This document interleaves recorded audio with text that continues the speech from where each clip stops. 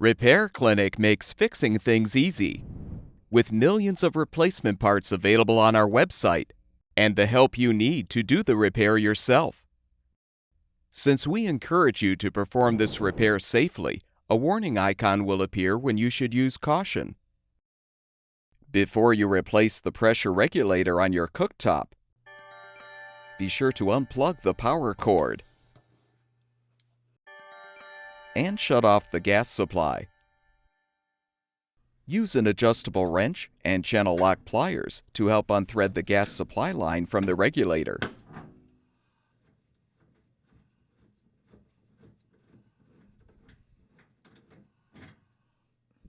Next, unthread the old pressure regulator from the manifold.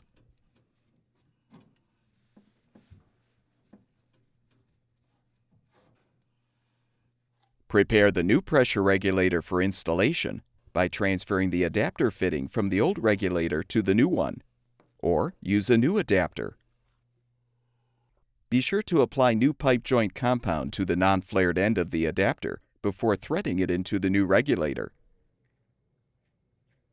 Use the adjustable wrench and channel lock pliers to tighten the adapter fitting.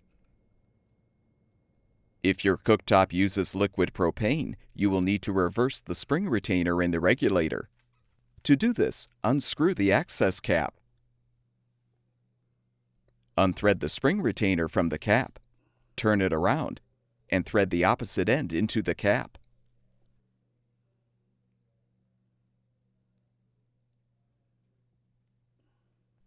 Replace the cap on the regulator.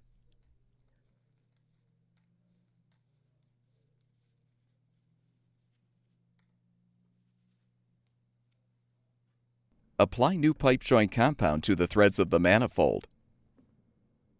Thread the pressure regulator onto the manifold.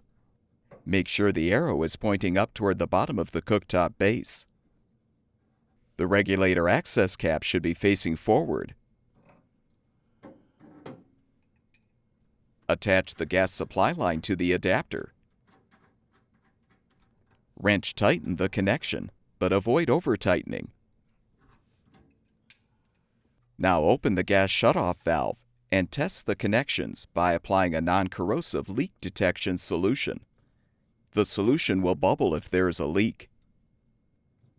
Once you've confirmed the connections are secure and leak-free, plug the power cord back in, and your gas cooktop should be ready for use.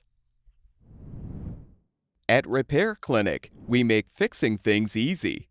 Thank you for supporting the production of these videos by purchasing your parts from our website.